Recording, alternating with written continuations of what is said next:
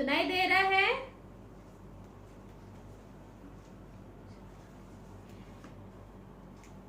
प्रभु में प्रियो, आप सबों को यीशु मसीह के मधुर नाम पर मैं सलाम बोलती हूँ।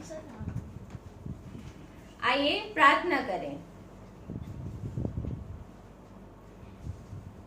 हे हमारे सर्वशक्तिमान सामर्थी परमेश्वर पिता, धन्यवाद के साथ तुझे अपने मन, प्राण, आत्मा, शरीर को तेरे चरणों पास समर्पित करते हैं।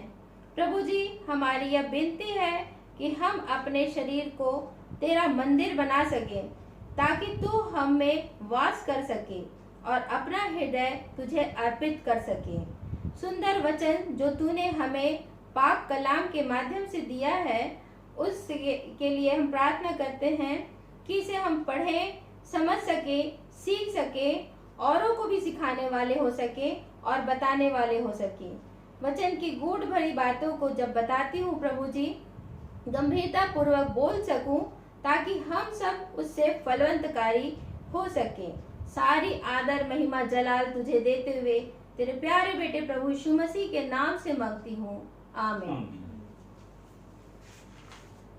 मैं वचन में जाने से पहले जो हमारे जवान बच्चे हैं, जितने भी मसीह जवान बच्चे हैं और हमारे परिवार के जवान बच्चे हैं, उनके लिए प्रभु परमेश्वर से प्रार्थना करती हूँ कि वे अपने जवानी के समय अपने सृजनहार को ना बिसराएं, वरन हर एक समय, हर एक क्षण उसकी इच्छा के अनुसार कार्य करें और उसके भय में बने हुए अपने जीवन को आगे बढ़ाते चले जाएं। हम जब आत्मिक बातों में आगे बढ़ते हैं बच्चों, तो अवश्य है कि सांसारिकता की हर एक आशीषें हम सबों को मिलती है। यह बात हम हमेशा सदैव स्मरण रखें और याद रखें। प्रियो, हमने जो भाग आज देखा है वह पाया जाता है इब्रानी की पत्री, उसका 10वां अध्याय 19 से लेकर 25 पद तक। इब्रानियों के नाम पत्री का लेखक अज्ञात है। काफी समय तक लोग सोचते थे कि इस पत्री को पौलुस ने लिखा है या उसके सहकर्मी अपुल्लोस और बरनबास ने लिखा है, किंतु यह स्पष्ट नहीं है। अध्याय 2 में हमें यह देखने को मिलता है कि लेखक का संबंध उन चेलों के साथ था जो स्वयं यीशु के साथ साथ रहते थे। हम यह जानते हैं कि ये पत्री प्रेरितों की शिक्षा पर आधारित है, किंतु यह नहीं जानते कि ये किसे लिखा गया है और वे कहाँ रहते हैं। पर हाँ, लेखक को पुराने नियम का काफी अच्छा ज्ञान था, विशेषकर पुराने नियम के प्रथम 5 पुस्तकें जो तोरा कहलाती हैं, उसके बारे में लेखक बहुत अच्छे से जानकारी रखता है। यह हम इस इब्रानियों के पत्री में हम देखते हैं। अब हम चलेंगे इब्रानी 10 उसका 19वां पद। एक बार पढ़ लें, 10 उसका 19वां पद। इसलिए हे भाइयों, जब हमें यीशु के लहू के द्वारा उस नए और जीवते मार्ग से पवित्र स्थान में प्रवेश करने का युवा हो गया है। बस इसलिए हे भाइयों बहनों, जबकि हमें यीशु के खून के द्वारा उस नए और जीवित रास्ते से पवित्र जगह में दाखिल होने की हिम्मत हो गई है। इसलिए क्या बोला गया? इसलिए, किस लिए? देखिए इब्रानी 4 उसका 14, 4 उसका 14 निकालिए।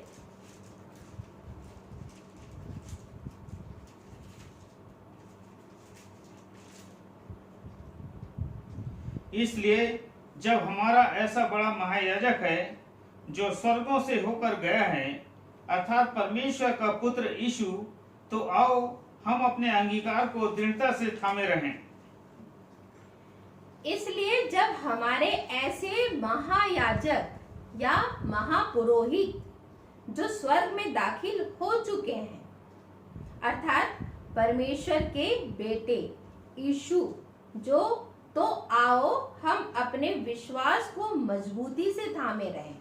जो हमारा विश्वास है उसे हमें बहुत मजबूती से थामे रहना है हर एक परिस्थिति में।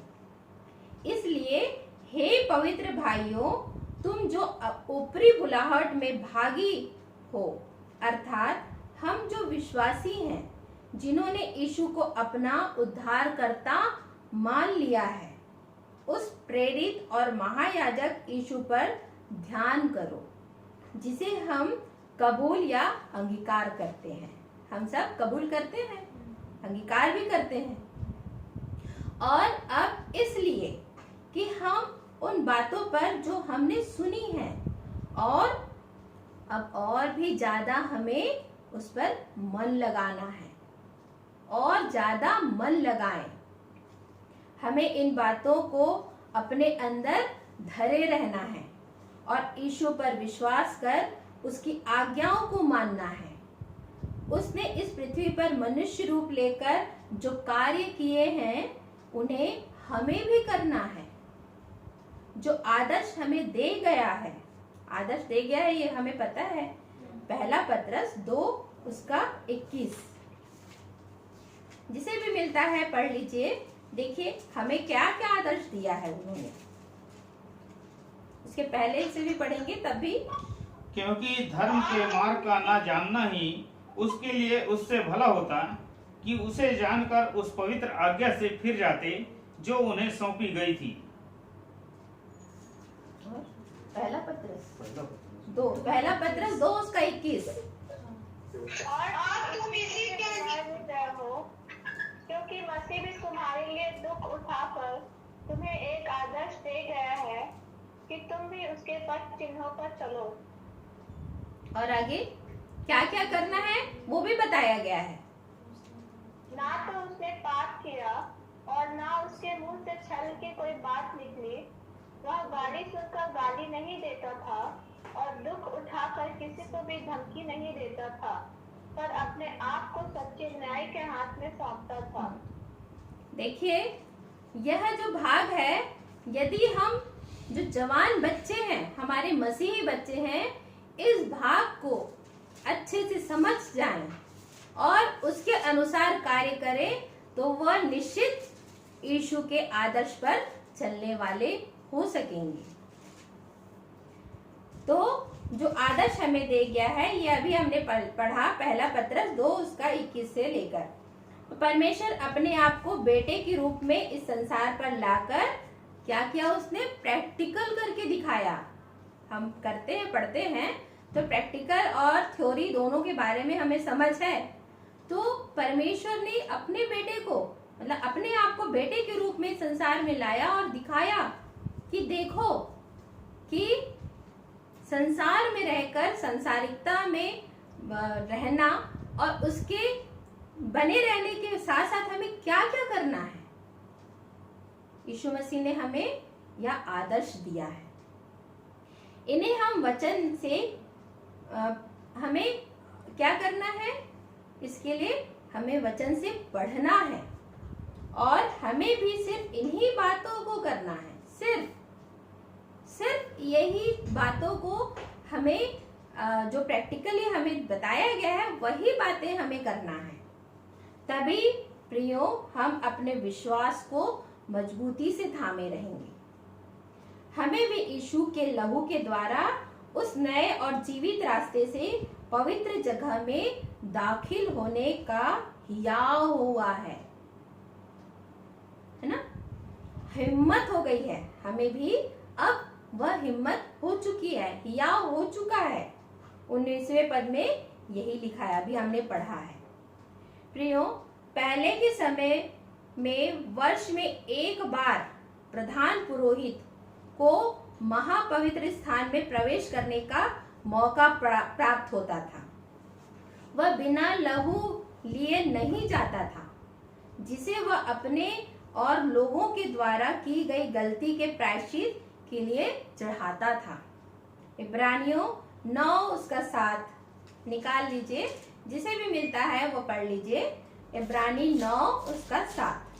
पर दूसरे में केवल महायाजक वर्ष भर में एक ही बार जाता है और बिना लहू लिए नहीं जाता, जिसे वह अपने लिए और लोगों की भूल चूक के लिए चढ़ाता है। किसी इस्राएली को साहस नहीं था कि वो वहां प्रवेश करे, सिर्फ प्रधान पुरोहित, वो भी वर्ष में एक बार। किंतु अब हम यीशु के खून के वसीले से जो विश्वासी हैं, किसी भी समय कभी भी महापवित्र स्थान में प्रवेश कर सकते हैं, वो भी स्वर्गीय पिता की इस उपस्थिति में। परमेश्वर ने सभी विश्वासियों को पुरोहित बनाया है, याजक बनाया है। प्रकाशित वाक्य 1 उसका 6 पढ़ लीजिए।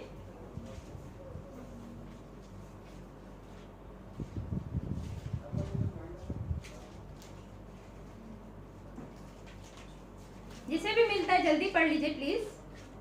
और हमें एक राज्य और अपने पिता परमेश्वर के लिए याजक भी बना दिया, उसी की महिमा और पराक्रम युगान युग होती रहे, आमीन। तो उन्होंने हमें राजा और अपने परमेश्वर पिता के लिए याजक बनाया है। क्यों बनाया याजक? देखिए इब्रानी 13, 15 और 16 में क्यों बनाया है याजक।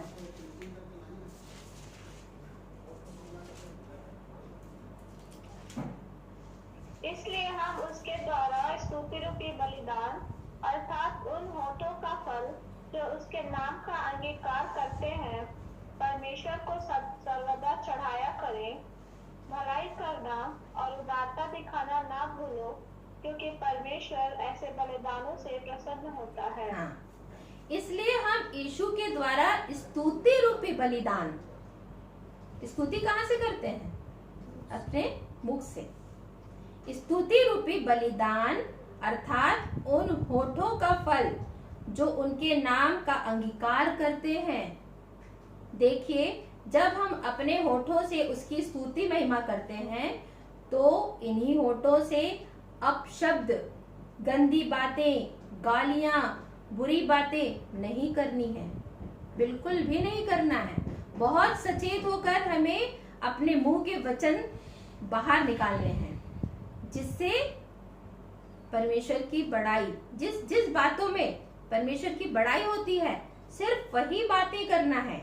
मैं फिर से कहती हूँ कि हमें क्या करना है, जिस होठ से हम उसकी स्तुति करते हैं, उस होठ से हमें अपशब्द, गंदी बातें, गालियां, बुरी बातें नहीं करनी है, क्योंकि हम अपने होठों से परमेश्वर की स्तुति कर उसके लिए बलिदान चढ़ाते हैं।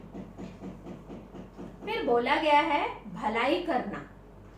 ये हम पुरोहित या याजक होने के नाते विश्वासियों की अत्यंत महत्वपूर्ण सेवा है।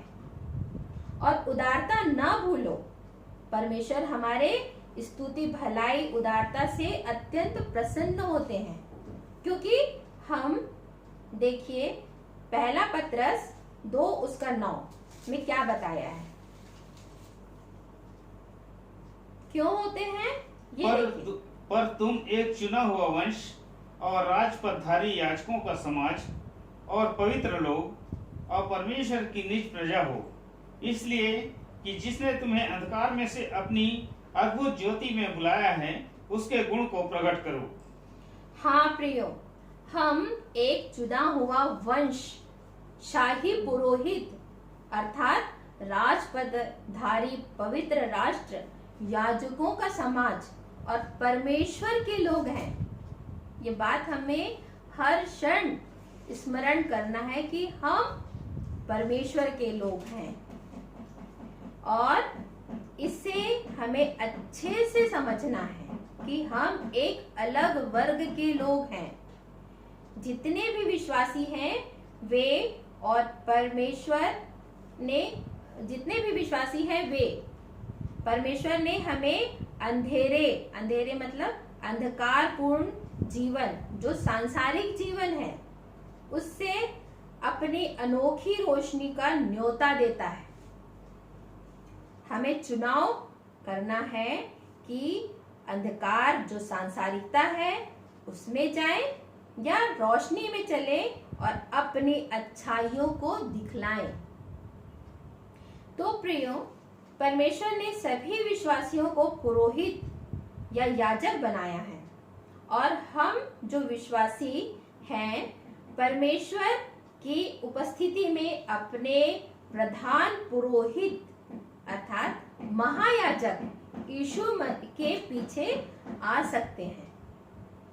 हमारा जो महायाजक यीशु है उसके पीछे हम आ सकते हैं और यह इसलिए संभव है क्योंकि यीशु के खून के द्वारा अपराध के लिए प्रायश्चित किया जा चुका है और वह रुकावट जो परमेश्वर और मनुष्य के बीच थी हटाई जा चुकी है।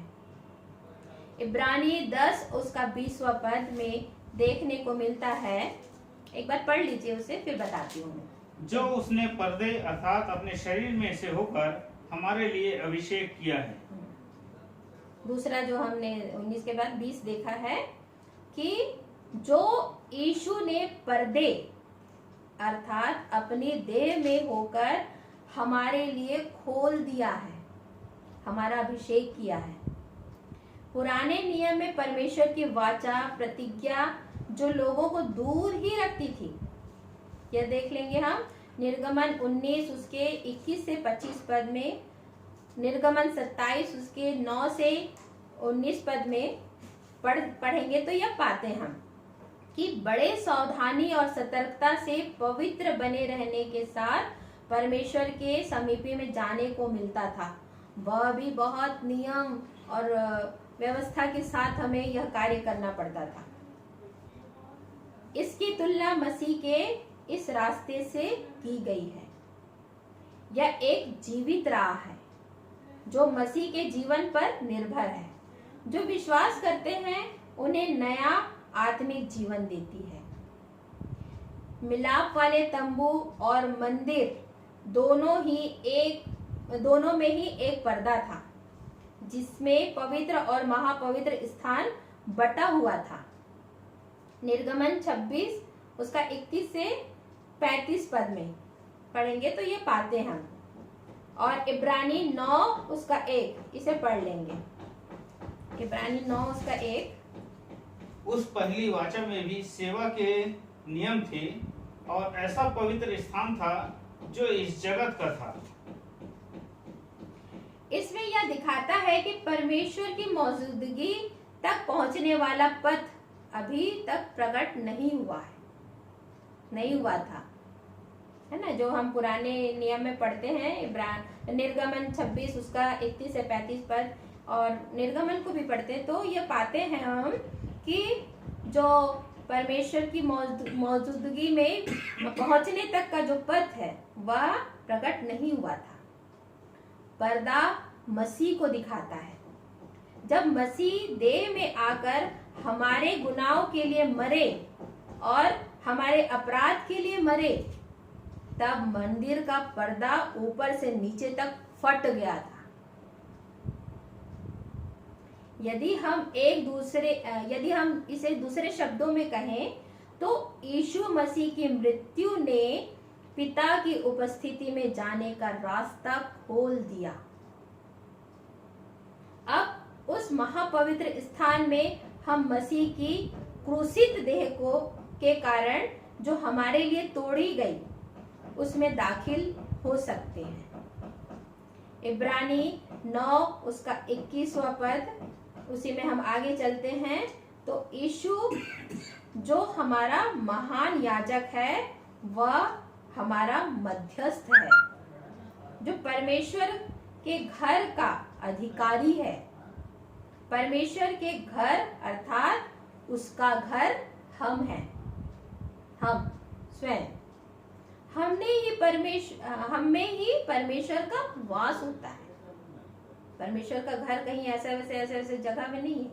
हम स्वयं परमेश्वर के मंदिर हैं, घर हैं, और परमेश्वर का वास इसी में होना चाहिए। तो आओ हम सच्चे मन और पूरे ईमान के साथ, सच्चे मन और पूरे ईमान के साथ, देखिए प्रियो, हम यह बात के लिए मतलब ये इब्रानी यदि पढ़ेंगे तो उसमें लेखक भी हमें इस बात के लिए सावधान किया है। इब्रानी की पत्री में लेखक भी इस बात के लिए हमें सावधान किया है। इब्रानी 3 उसका 12 पढ़ लीजिए।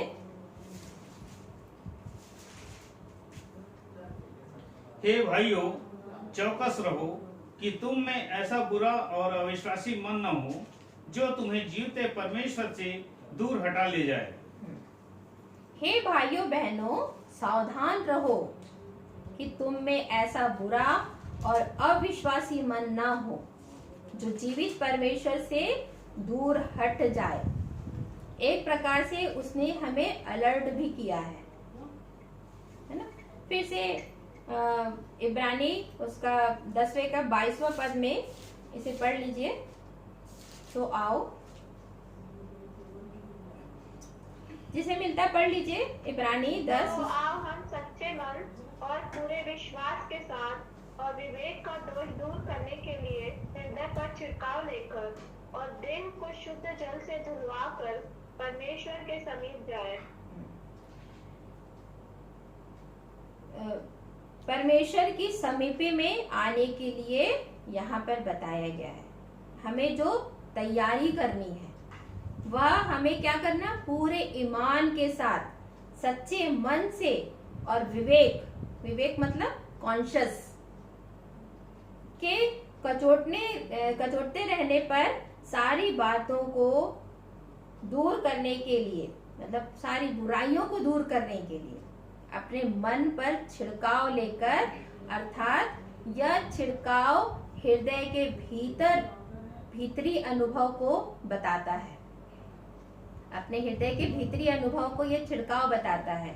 यीशु का रक्त विश्वासी के मन पर छिड़का जाता है। मतलब यह है कि मसीह के बलिदान की समझ और इस बलिदान पर विश्वास के द्वारा हमारा मन धोया जाता है, शुद्ध और साफ होता है और अपनी देह को शुद्ध जल से धुलवाकर, अर्थात जैसे हमारे मनों की शुद्धता आवश्यक है वैसे ही हमारा बाहरी व्यवहार भी शुद्ध और साफ होना चाहिए। शरीर की अभिलाषा से दूर रहना चाहिए। शरीर के काम यह भी बताया गया है ना, गलातियों 19 उसके 21 पद में यदि पढ़ेंगे तो शरीर के सारे काम बताए हैं। एक बार पढ़ ही लीजिए इसे।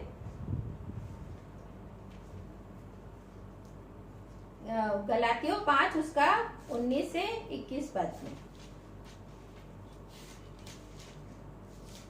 शरीर के काम तो प्रकट है, अर्थात व्यभिचार, गंदे काम, लुचपन, मूर्ति पूजा, टोना, बैर, झगड़ा, ईर्ष्या, क्रोध, विरोध, फूट, विधर्म, दाग, मतवालापन, लीला क्रीड़ा और इसके जैसे और काम है। इनके विषय में मैं तुमसे पहले से कह देता हूँ, जैसा पहले कह भी चुका हूँ, कि ऐसे काम करने वाले परमेश्वर के राज्य के वारिस ना होंगे।